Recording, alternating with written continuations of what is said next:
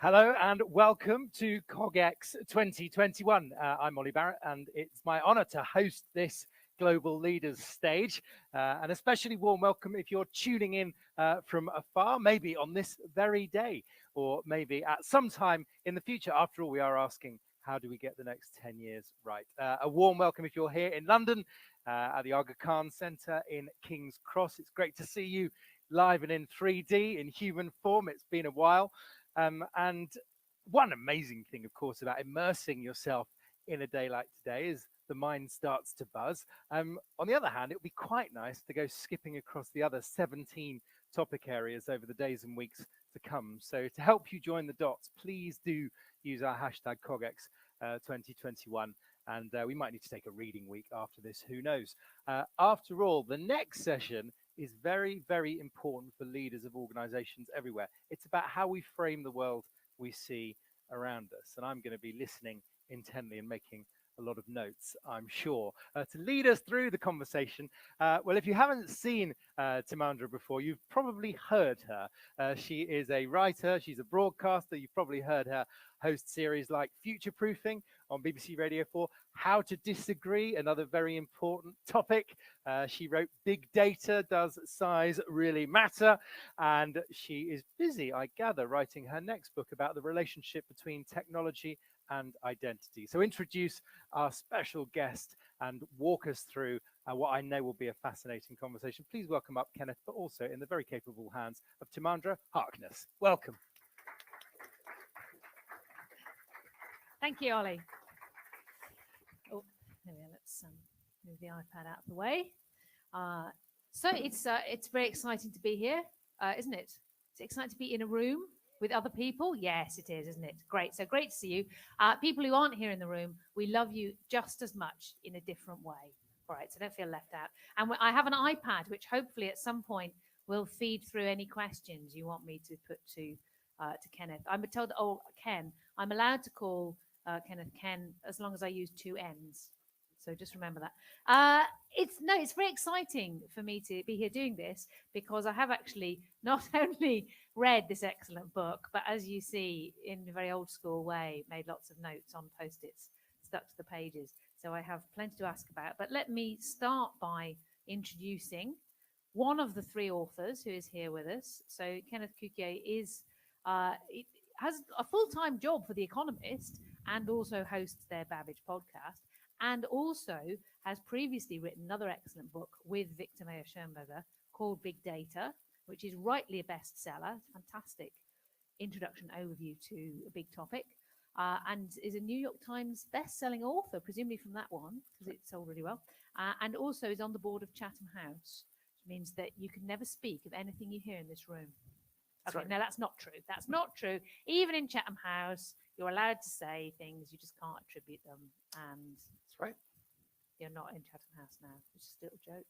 Sorry. So what we're going to do is we have 40 minutes. So I'm going to monopolize him for about 20 of them. And then I'm going to ask you in the room if you have questions. You're online, you can send your questions through. Hopefully they will appear on the iPad. I say hopefully because I've just done a session where the iPad decided I instead needed to see the menu for the venue. So I got some crusted peanuts and no questions, but fingers crossed. Okay, so look, this book, Framers, by you and your previous collaborator, Victor Mayer-Schonberger, and Francis de Vericourt, who is a mathematician, is that right? Math, but background in math, but now a decision scientist. A decision scientist. Plot thickens, exactly. Yes, Who it knew all falls there was in such place. a thing as decision science? Because what I realized, I read this book and I went, it's a work of quiet genius, if anything with red hands on the cover can be quiet. It's because the whole book is a kind of framing of, well, almost anything, isn't it? It's like you've set up a new framework with which to see everything through the prism of framing. And by everything, I mean everything from kind of interpersonal reactions to business, to the way science is done, to education, to almost anything you can apply the frame of framing. That is true. It's deliberate. It wasn't the irony was not one that we cared much about. It wasn't sort of like we relished the sort of recursive nature of it. We simply acknowledged it, but then we got on with the life of working and thinking about this issue. But it probably is useful to understand, well, what is framing and what is a frame, right? I mean, so why don't I start there? Yeah, no, exactly. Tell us, what is framing and what is a frame? Yeah, so what is a frame? Well, a frame is a mental model. It is an abstraction of the world as a representation of the world. At every moment, everything that we are doing, we are applying this mental model to. In fact, the function of a brain, before it is to have memory or before it is to react, is to simply take in information about the world and process it. But it doesn't do that simply as a tabula rasa with sort of no model or any element to it. The way that it does that is it does it by actually being very deliberate in filtering out certain things and focusing on other things. In the same way that if you go into a noisy bar with a friend and you're chatting, your ear just tunes in to the conversation that you're having. But if the conversation is really boring with your friend, you can eavesdrop on someone else and tune into something else. That mental tuning, if you will, is a mental model, and it is a frame. And the revolution that's taken place over the last basically 30 years is that this basic feature of cognition has gone from being something that we do without much of a care or even acknowledgement of, to something that we can consciously and deliberately apply as a tool to increase the range of options that we see, therefore make better decisions, and therefore get better outcomes in the world. And Lord knows we've got a lot of problems in this world, so we better get better at framing if we're going to hope to address them.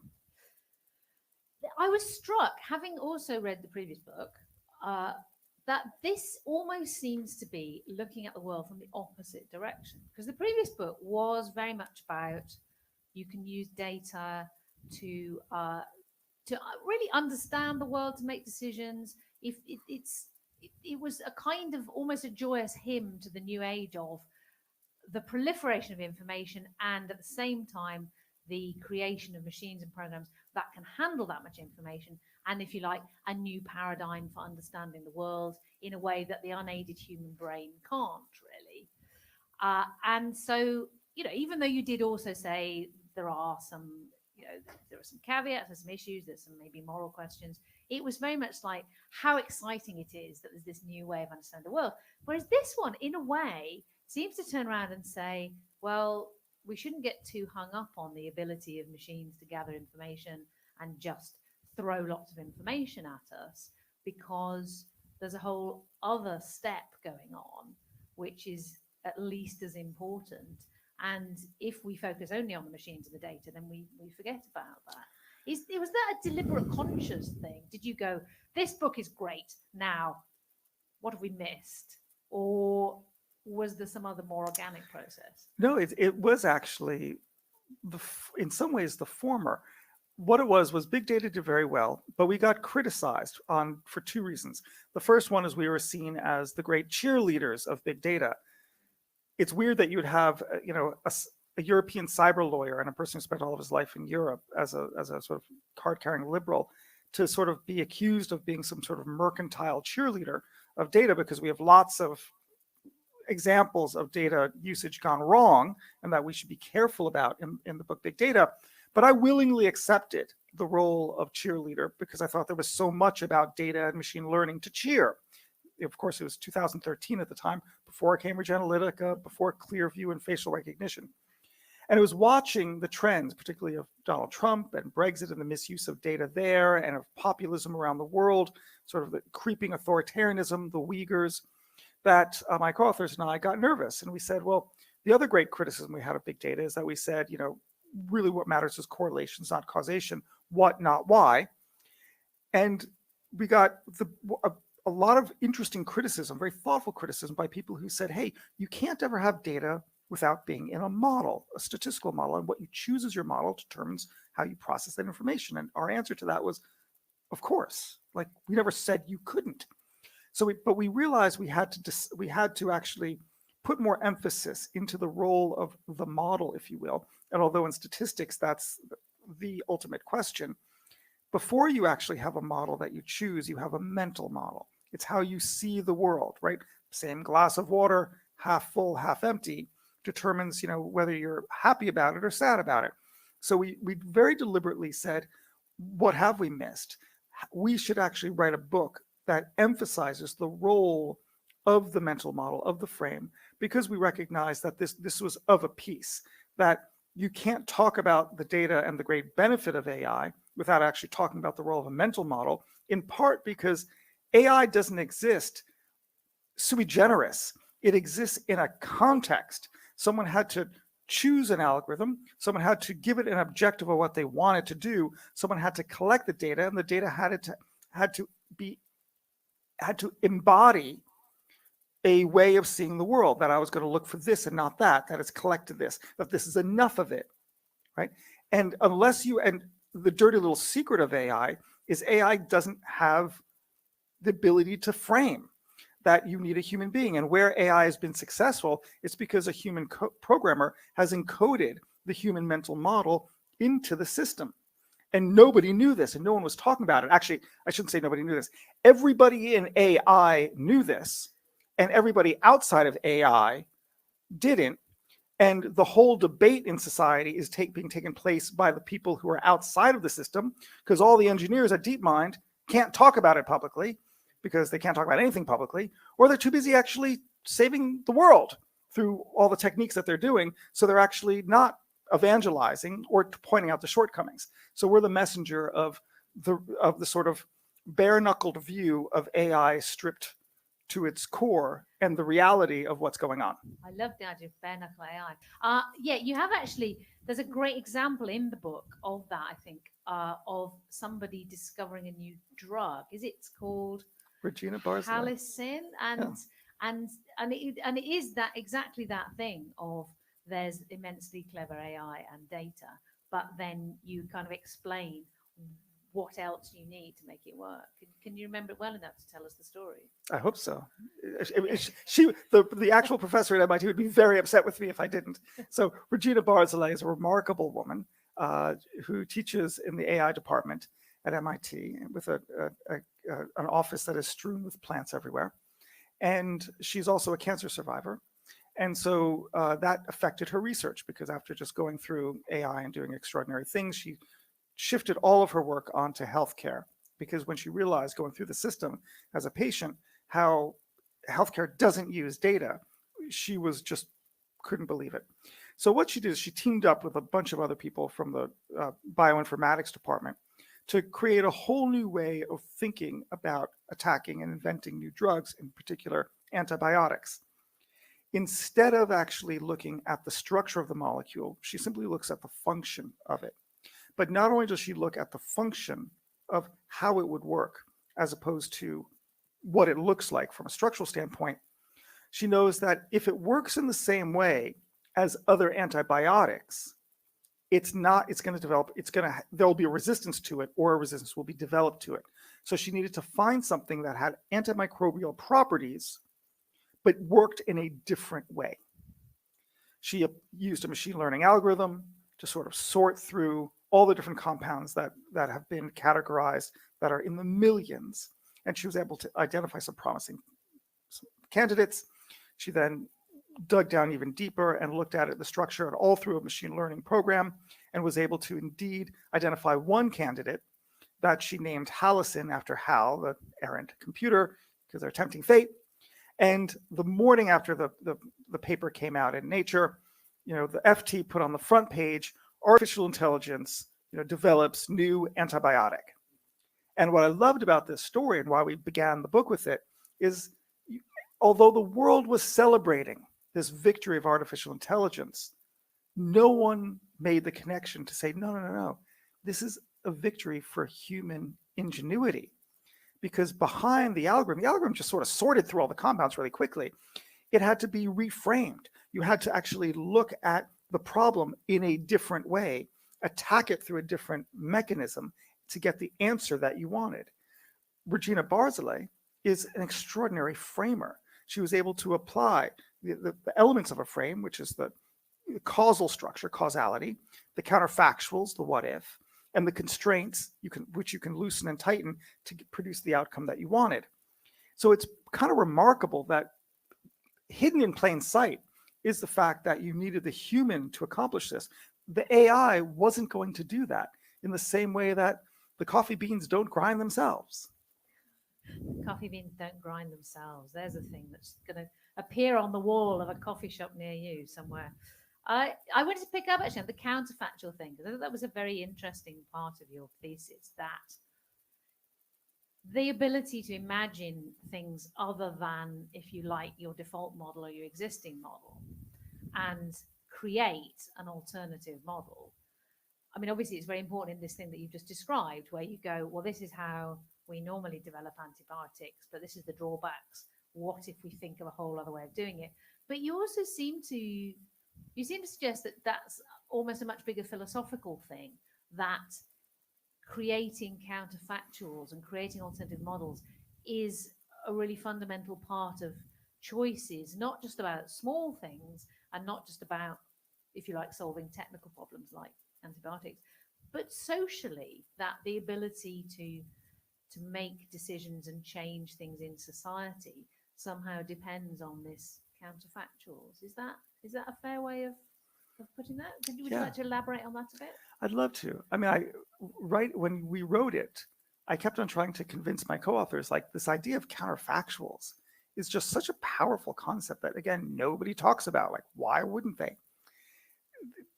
When you could actually reinterpret all of human history, all of innovation, through the lens of counterfactual reasoning. What other species can actually think in this way? And when you consider most humans, they often don't think in this way.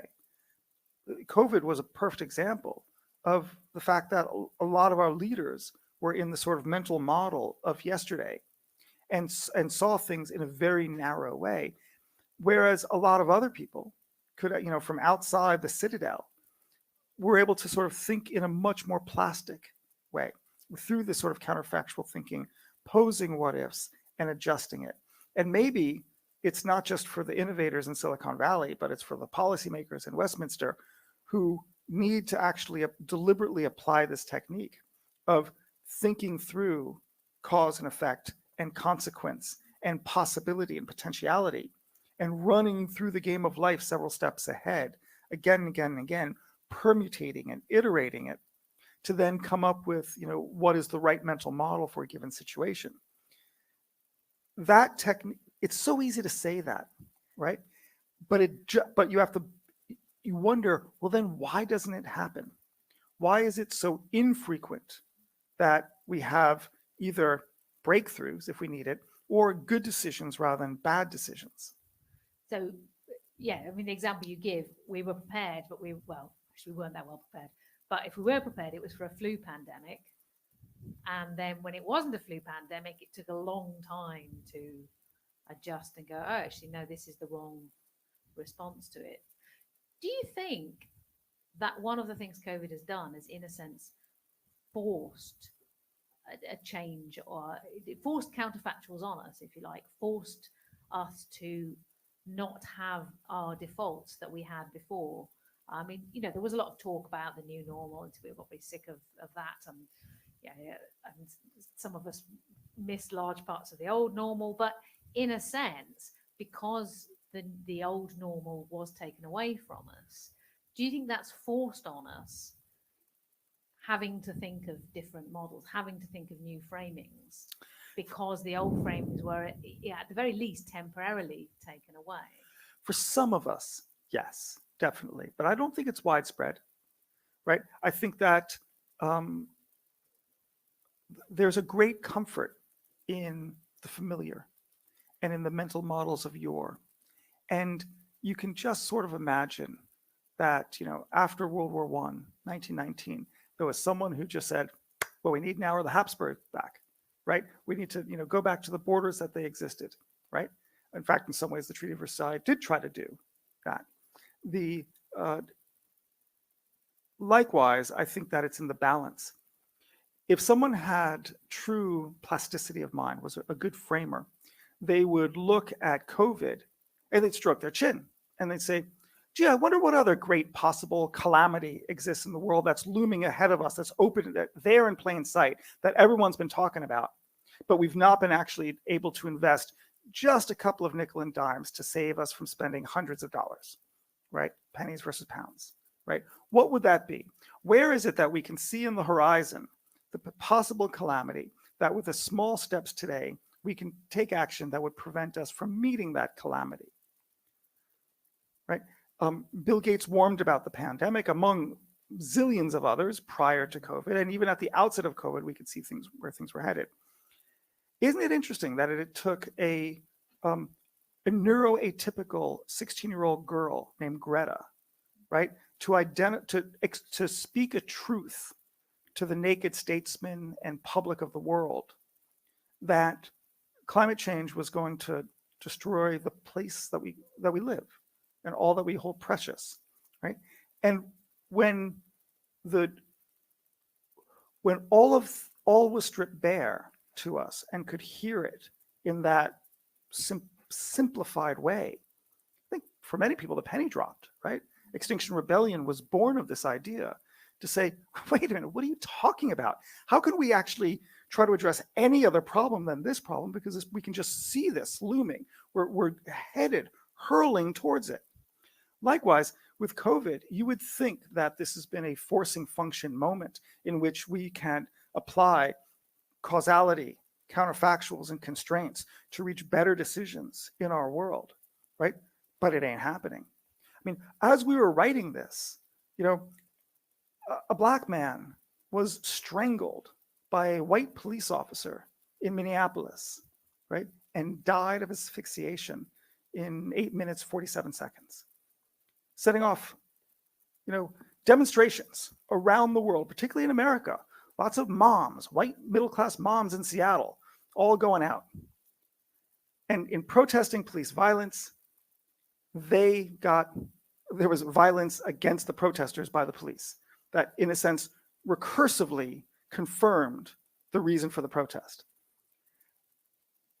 We would think that what we wrote in the book Framing should be trivial and should be obvious, and it's anything but. Do you think that is a timeless human problem, that having developed our framework for the world, we don't want to, if you like, expend energy building new frameworks unless we're forced to? Or do you think we're at a period of history where we are particularly attached to our existing frameworks and don't want to look out of them? I think it's a great question. I think it's always in tension, right?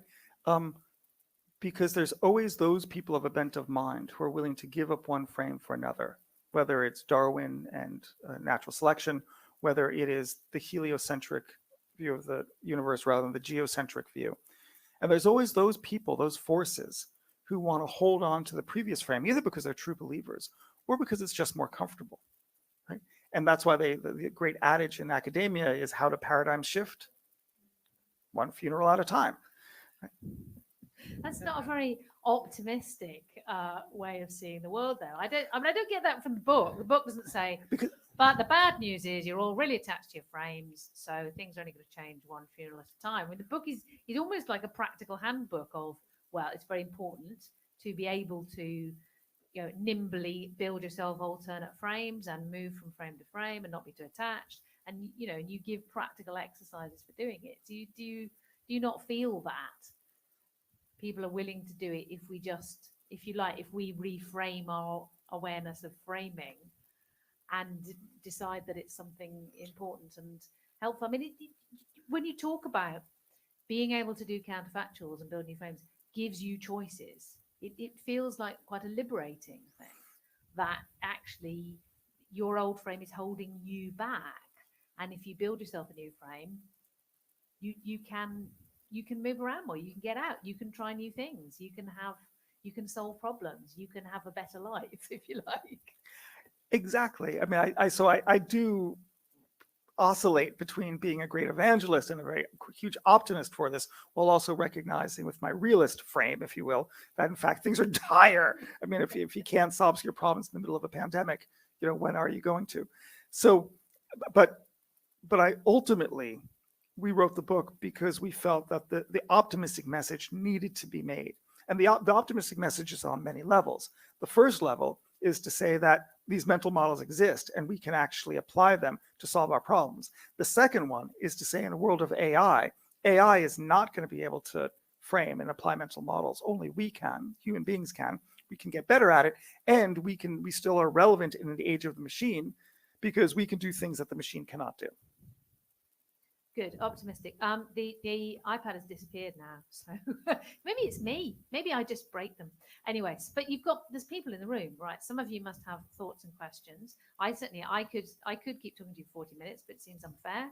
And besides, we want a plurality of frames and points of view, don't we? It says so in this book. So people in this room, good. There's a hand there. What would you like to ask or say?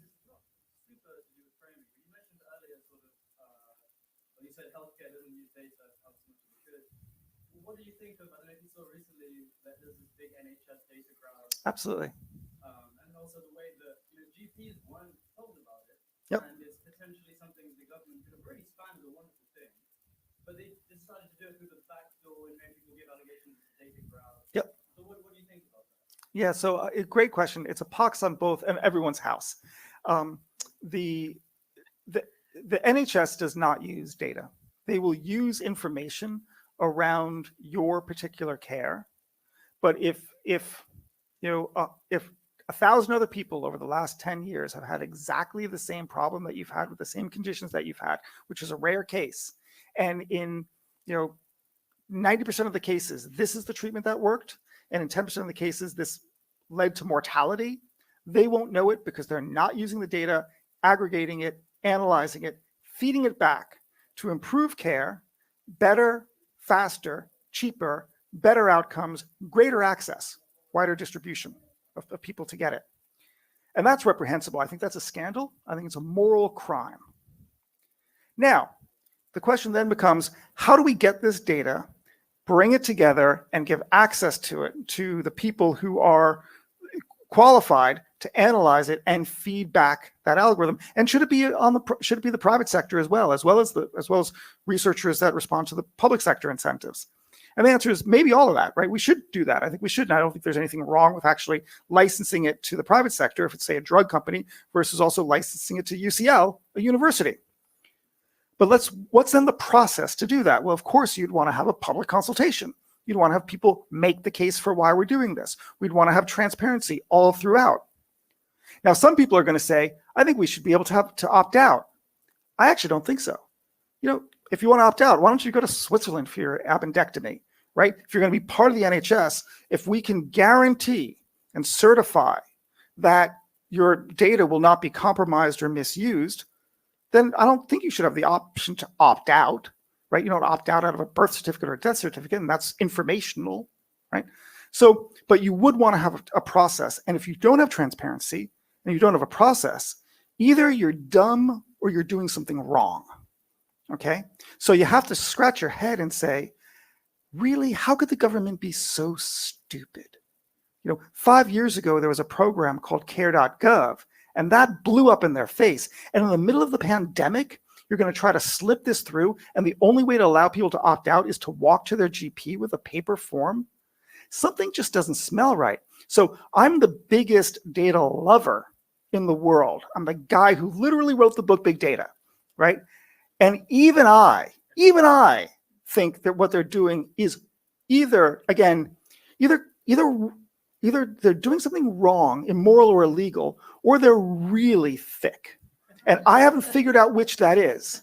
But I do know I don't see a third option there, right? So of course, I want to use the data more than they want to. I don't want to have an ability to opt out, but I want to process around it. And if you haven't used data for since Beveridge created the NHS in 49, in basically 70 years, then why don't we just wait another 12 months, 24 months to get this right, get the terms right, show people that the data can be protected, create a body of law that says that if it's misused, it becomes a capital crime. I mean, choose your option. You're banished from the society, right? It's like Greece, So yeah, you can see that I'm very militant on this. I think it's a critical issue. And the reason why is, God forbid any of us get wheeled into a healthcare setting where the right answer is in the data, but the data's been not interrogated and therefore is not known in the care that you get, and we are harmed because, or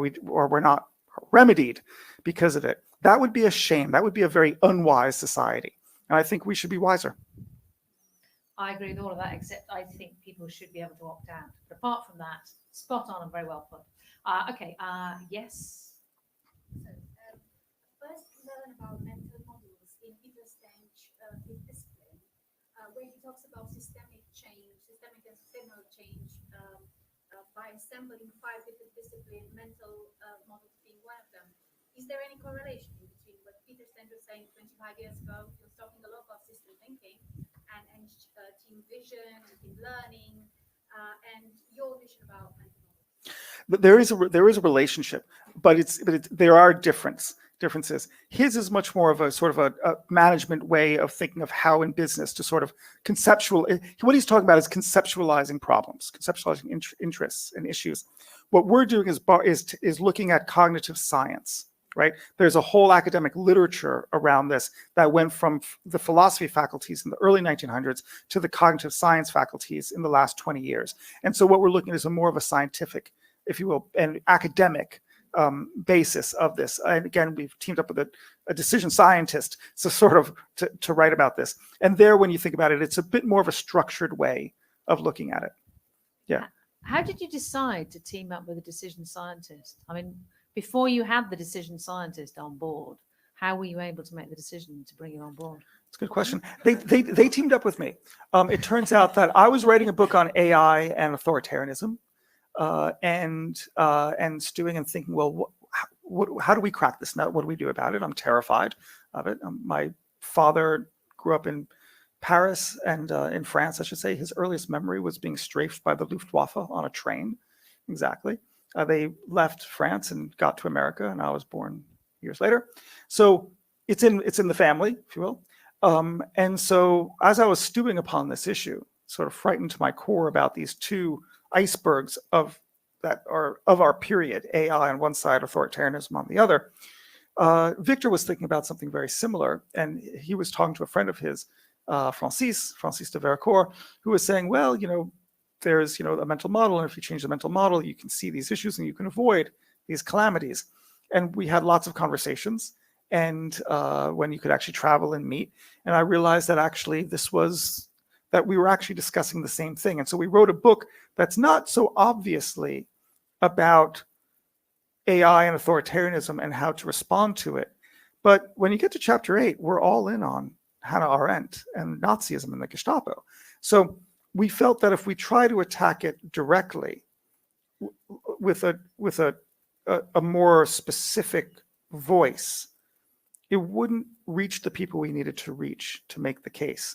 So in that respect, we do talk a lot about political philosophy, and the Gestapo is not far behind in it, but we didn't want to say it quite so directly because we felt that if we want to reach the people we wanted to, we'd have to use a deft touch. Interesting, because the pluralism is a very strong theme, and again in the small things, but also in terms of really huge philosophical and political and human things.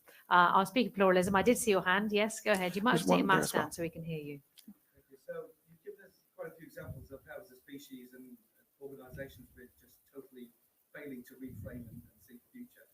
Is there anything apart from protest movements that you've mentioned? Are there any organisations and processes that you see that are really doing this really well, that are proactively seeing the future but actually translating that into action and planning? A little bit. I mean, there's one and we talk about a little bit in the book, which is the issue of deliberative democracy, in which you get citizens together to discuss an issue and therefore come to some form of either a consensus or not a consensus, but to sharpen the debate and understand where there's common ground and where there's difference. And that to me sounds right. I mean, I think we need more institutions like that. We need a media that encourages that. We need a culture that enables people to have these sorts of discussions where you're not being either shouted down, but you're actually allowing to speak and hopefully maybe even listening, where there's a mutual respect for the differences in views. Now, that's interesting that I should say that, because if you actually typify our current media environment, whether it is on university campuses, whether it's literally in the media or it's on social media, it's anything but. This classic feature of maybe 17th century liberalism, if you want to give an origin to it, but even back then, that's a little bit more of the myth, is with cancel culture is quite pernicious, because it's basically saying that there's these zones of ideas that shouldn't be given air and shouldn't be given voice.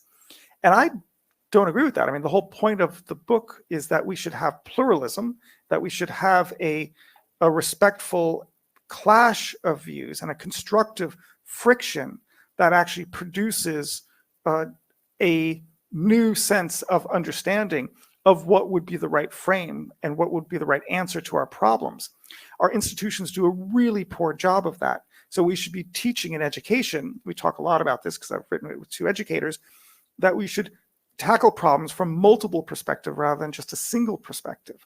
And great universities are doing that, right? Turns out Apple University hired a guy who was the dean of the Yale School of Management for the purpose of teaching people how to frame issues well and to reframe them and see them through different frames, and for people to come together in meetings where a clash of frames can take place for the purpose of the tussle of coming up with a new answer. And in the book, we do say that there is only one frame that should not be allowed. All other frames should be tolerated, except for that frame which denies the right of other frames to exist. Was another, lots of hands now. Okay, yes, go on, I'm welcome to you. Two questions almost on the same subject. The first one being pluralism, given that everyone in the end has a different frame, like this whole idea that we're saying, philosophy and everything else. How can you reach consensus in the end while allowing pluralism, given that there'll always be a but and an if, but what will you include? The first question. The second one coming from AI and how an algorithm in itself keeps on learning and developing, who in the end gets to the framing? Because even if you come to a consensus realistically on that, the algorithm will probably develop in a way that we can't necessarily anticipate quite yet. So that subject of authoritarianism or ending up with something we didn't really anticipate, like how do you see that? And I'm sure you answered all of that in the book. So we haven't. There's not going to be a satisfying answer. So how do we come to let's look at the first one first. How do we come to a consensus? Let me change the question a little bit and ask, on what do we really need to reach a consensus on, right? How many issues does it require that we all agree? I would hope that there's lots of instances in which we are allowed to disagree and go our own way and live with that disagreement. Now, there's going to be some cases where we do have to agree, whether in Brexit, in the EU or not in the EU. And there it's going to be really hard. There is going to be a winner and there's going to be a loser. But hopefully we will frame the question better so it's not going to be a binary choice between yes or no. And if you vote for yes, for example, that we should leave, that you know what you're getting when you vote on it. Because, of course, a lot of people did vote to leave the EU because they were assured up and down the aisle that Britain would still, when it left the EU, be a part of the European Economic Area. And of course, there was a hard Brexit and they didn't get that. So you would say the way to do that is then to say, well, if we're going to have a world in which you can have shades of views, but you have these Boolean outcomes where it's binary, it's yes or no, it's in or out or 1 or 0, then we should design our processes where we can actually try to find if you will, a consensus, something that's a shared set of beliefs that we think is the right thing to do. And there, we wouldn't have a binary vote. We'd have a ranked choice preference vote. It's a voting method that dates back to Condorcet. And actually, even earlier, there was a Roman statesman named Pliny who had come up with this, which is you rank your preferences, and if there's not a majority of over 50% for one, or you can design your system to say it has to be a supermajority of 75%, you go down to the next. And so you can actually take the totality of people's views into consideration, right? And therefore have a better outcome, and an outcome that not often, ipso facto, goes to the middle rather than the extremes, right? It captures the majority of people or the greatest number of people's views rather than any fringe view that might win or the problem of 50% 0.1, right?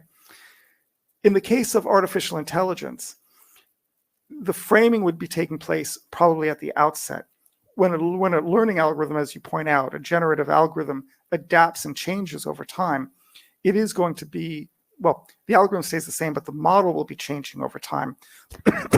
At that point, you are going to be able to, you're going to lose, if you will, control over the output that it's going to be reaching. So what you would want to do from a technical standpoint is constantly revalidate the model based on the ground truth, as far as you know it, of what it is that you're trying to have the model sort, rank, identify.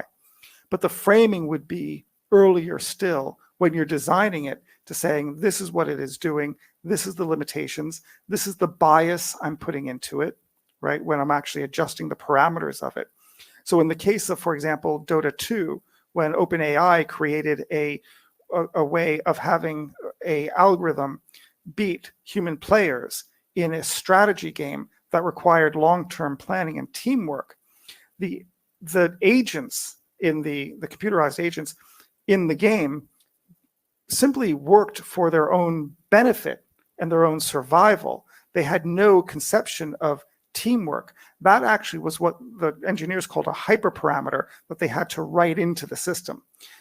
It's that sort of thing where the framing takes place, where you actually identify your needs.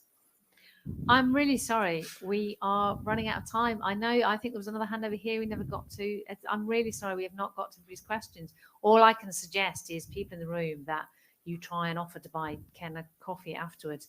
And I would very strongly suggest that you all buy this book, Framers. It's a very good book. It's very readable. It's full of great stories and really makes you rethink the entire framework of how you see the world. And please thank Ken for that really interesting session. Give me a big round of applause, and thank you in the room as well for your great questions. Thank you.